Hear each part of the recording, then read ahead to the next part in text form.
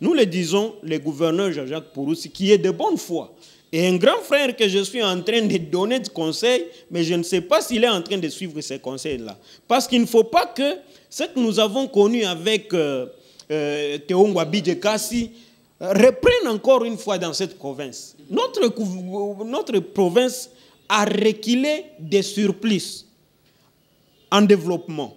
Et nous ne pouvons plus continuer à observer ce genre de recul, d'autant plus que nous avons un pouvoir qui est la base, qui doit s'exprimer et pouvoir apporter quand même des correctifs par rapport à tout ce qui se passe. Et donc nous le disons, et nous le disons tout haut, monsieur le gouverneur Jean-Jacques Pouroussi, grand frère, ami, professeur de surcroît, vous devez vous dépasser de certaines injonctions que nous connaissons à la tête de la République, à la tête de votre parti politique.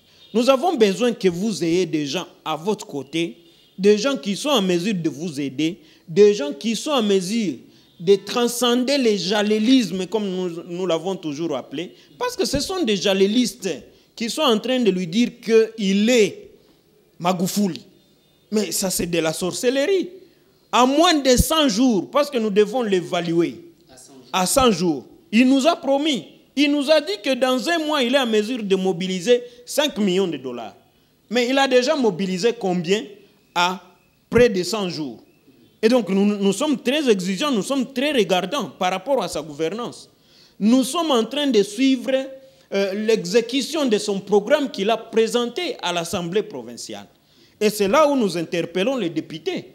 Les députés doivent être en mesure de suivre de très près comment que Jean-Jacques Pouroussi est en train de gérer la province. Il a suspendu, bien sûr, il a suspendu les minerais au Sud Kivu, mais à un laps de temps, il a levé sa suspension. On n'a pas su comment il a montré qu'il y a eu maintenant une lumière par rapport à la gouvernance minière en province. Parce qu'il faut dire que les grandes ressources de la province aujourd'hui, c'est le secteur minier.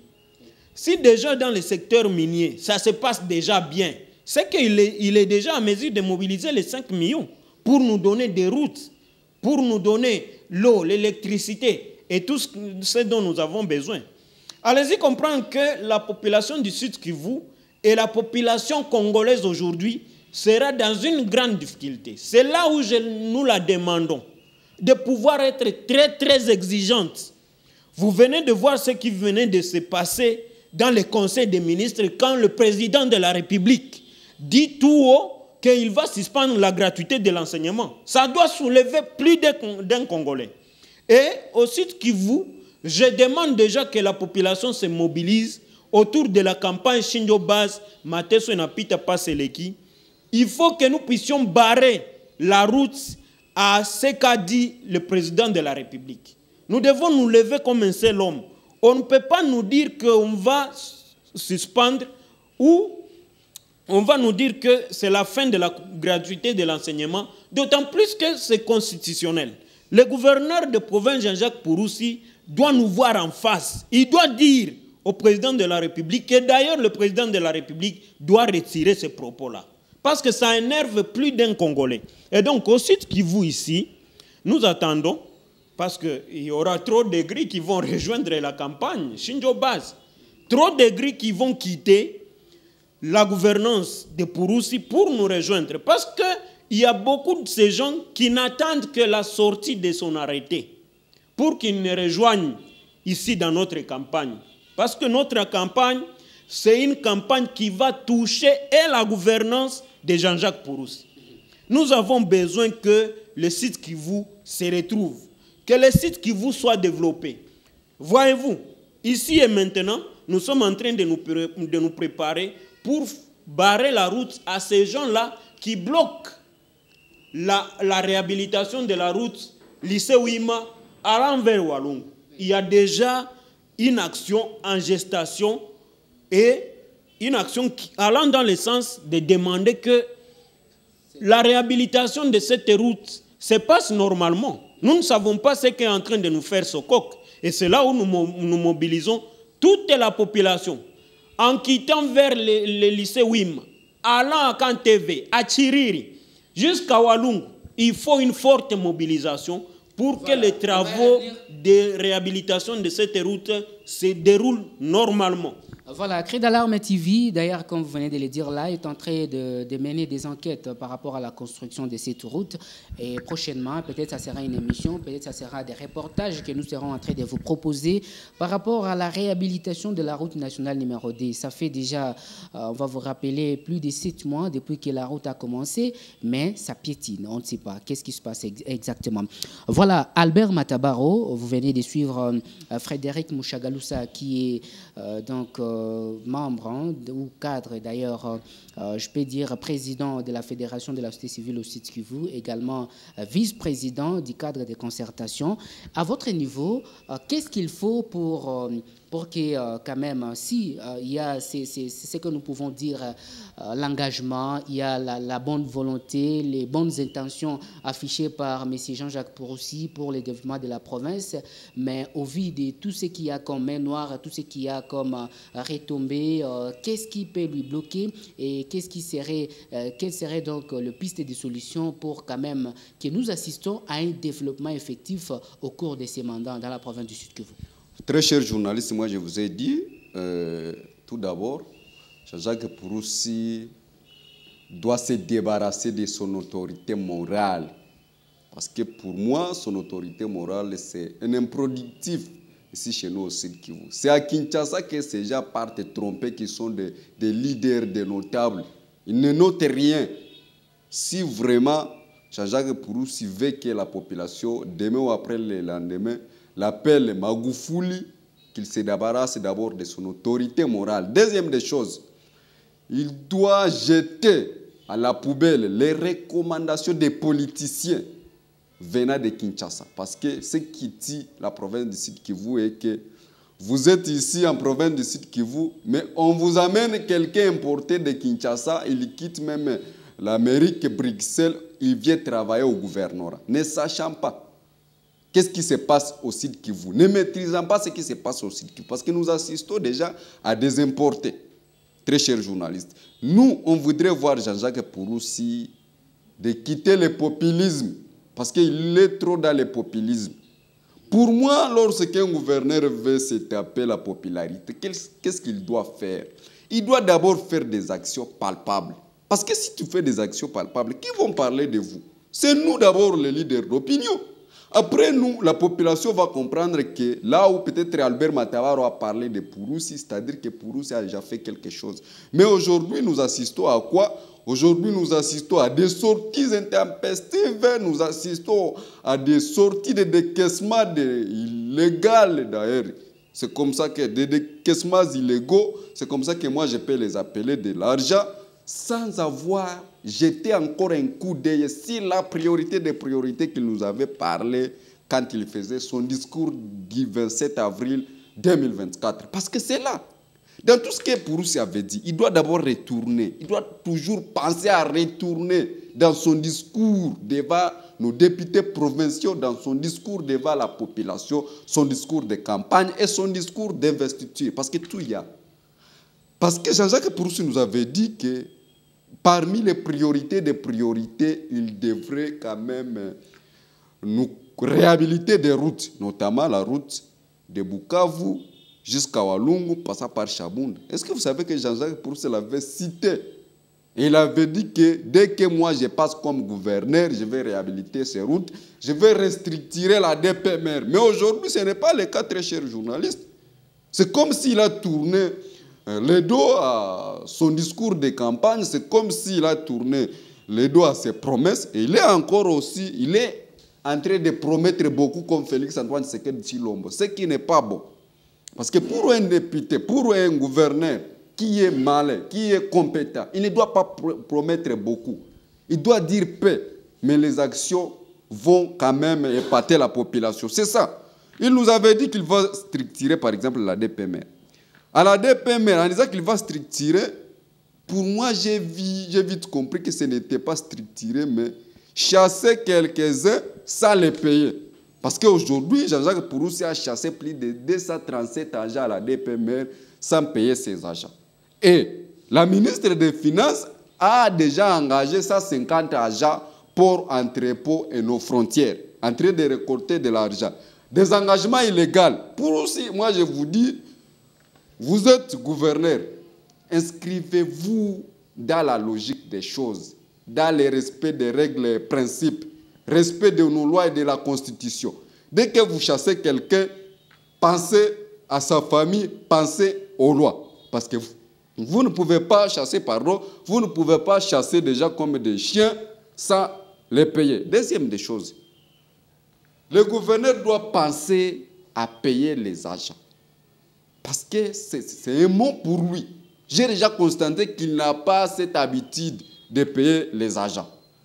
Nos députés ont en train de crier aujourd'hui, nos députés provinciaux, ont en train de crier aujourd'hui les 7 mois impayés de la dotation provinciale. Ils sont en train de nous envoyer des audios. Nous, c'est nous maintenant qui parlons pour nos députés. Nos députés qui sont en train de nous envoyer des audios partout, demandant à Jean-Jacques Pouroussi de payer les dotations provinciales. Jean-Jacques Pouroussi, pour payer même les agents d'ici la fois passée, il faudrait que moi, Albert Matabaro, je puisse encore crier sur lui. Parce que pour lui, donc les passifs et les actifs n'existent pas chez lui. Pourtant, l'administration l'exige. Quand vous êtes un gouverneur, vous devez hériter les passifs et les actifs. Mais pour Jean-Jacques Pouroussi, les passifs, pour lui, ça n'existe pas. Il doit commencer là où il avait commencé. C'est-à-dire quoi? Ça n'existe pas dans l'administration. C'est pour autant dire que Jean-Jacques Pouroussi, nous lui demandons de veiller sur la continuité de l'État, de veiller sur les actifs et les passifs. Parce que Malago a quitté et il y a 4 mois impayés des agents du gouvernement provincial. Malago, il a dit, comme l'argent était sur la table de rétrocession, 1,6 million, mais on m'a refusé de payer les agents. Alors je laisse à mon prédécesseur qui va venir, lui qui est légal de toucher cet argent. Maintenant, Pouroussi, quand il reçoit l'argent, au lieu de payer les agents, on ne sait pas où est parti l'argent. Et puis par la suite, on nous a dit qu'il a commandé des jeeps. On se pose la question si Magoufouli il est venu acheter des jeeps ici avec l'argent du contribuable congolais. Oubliez qu'il a des priorités. Parce qu'aujourd'hui, très chers journalistes, vous ne pouvez pas comprendre que jusqu'aujourd'hui, Pouroussi n'a pas même encore lancé un projet à son propre gré. Un projet à son propre initiative. Il n'a même pas encore pensé à ça. Mais il est toujours dans les Djalelo, il est en train de circuler pour atteindre son autorité morale. S'il n'est pas là, il part, je ne sais pas si c'est à Ouvira, de visites, de promenades.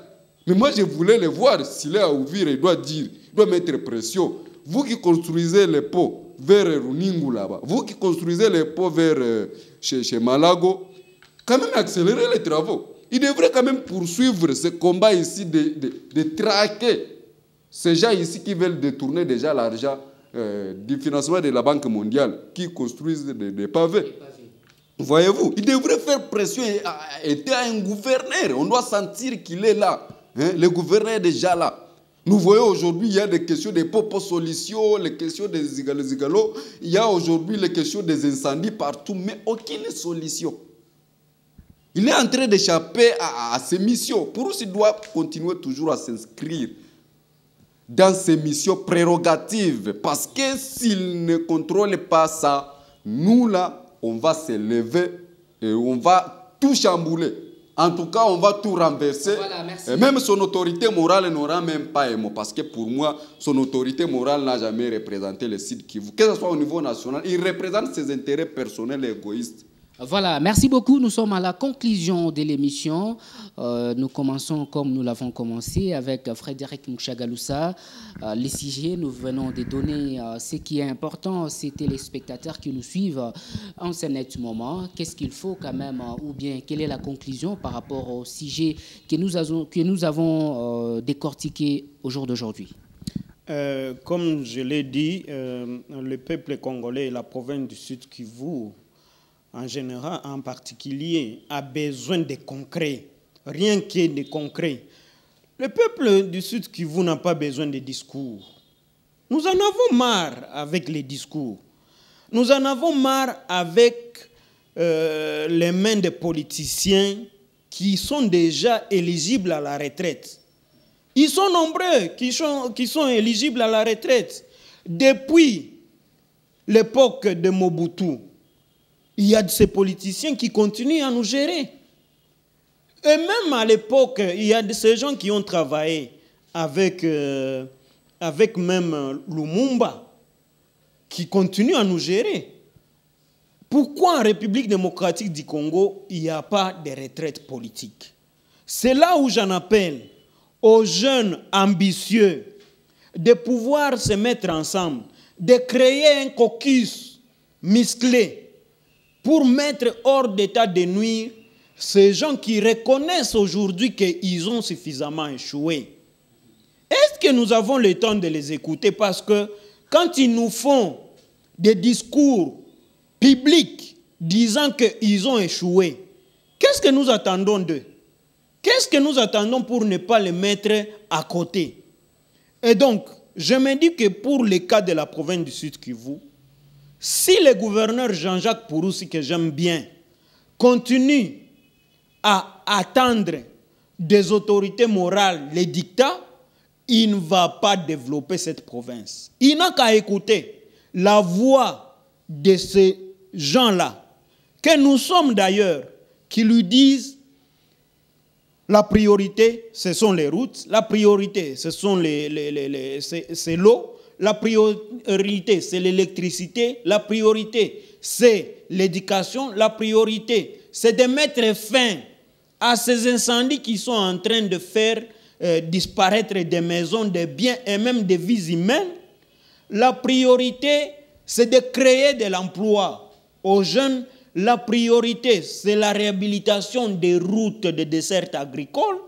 Parce que, pour moi, je pense qu'avec les autorités morales, ça n'ira pas. Ce que nous sommes en train de recommander aux présidents des partis politiques aujourd'hui, que ce soit de la majorité, que ce soit de l'opposition, c'est de s'acheter ou de se procurer des hectares de terre et d'amener leurs militants et militantes d'aller cultiver pour nous faire de vivre dans la ville et en province et dans toute la République. Économiquement, nous serons forts. Mais aujourd'hui, nous avons des partis politiques qui n'ont même pas d'idéologie, qui ne pensent qu'aller piller la province, aller piller la République. Et donc, nous en appelons à Jean-Jacques Purusi de suivre la voie de nous, les Batambola Pipe. La voie de cette campagne Shinjo Baz, Mateso Napita Paseleki. Nous en avons marre. Nous avons besoin que la province soit développée. Nous avons besoin que les 26 provinces, dans les 26 provinces, avec nos membres qui sont en train d'adhérer massivement, et donc le peuple congolais, à cette campagne, qu'ils se retrouvent à travers différents secteurs. Voilà. Merci Frédéric Mouchagaloussa. En guise de conclusion, Albert Matabaro. Nous voulons voir Jean-Jacques Purusi retourner à son discours du 27 avril, parce que là, il y a tout. Franchement, là, il y a tout. Que personne ne vous trompe, même pas votre autorité morale, même pas ces flatteurs qui vous disent vous êtes Magoufouli dans moins de 2 semaines. Ce sont des personnes à radier de votre entourage. Je vous demande de créer ce compte-là, le compte du carburant que vous avez dit. Aujourd'hui, nous savons que nos motards ici, nos chauffeurs, nos taximens payent 60 francs par litre. Je m'imagine des milliers de litres. Aujourd'hui, créer ce compte, nous voulons voir créer ce compte pour nous construire des routes. Nous voulons voir numériser et bancariser les paiements, soit les paiements des agents, les paiements des taxes. Et les questions là de Maboko Bank, parce que nous, on ne pouvait pas comprendre qu'aujourd'hui, au XXIe siècle, avec un gouverneur en provenance je ne sais pas si c'est de Belgique, là où se retrouve encore sa femme d'ailleurs.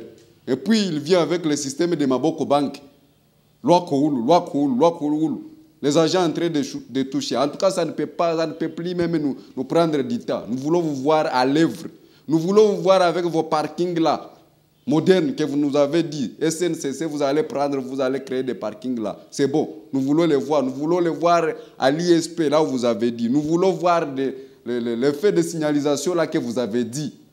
parmi vos priorités, parce que vous avez dit que vous allez mettre des caméras, et pas la petite caméra là, que vous avez mis à la place de l'indépendance, qui n'a même pas un radio room ou encore, je ne sais pas comment on l'appelle. Je ne peux pas continuer toujours à vous flatter en vous disant que vous avez déjà fait quelque chose, pourtant vos promesses souffrent.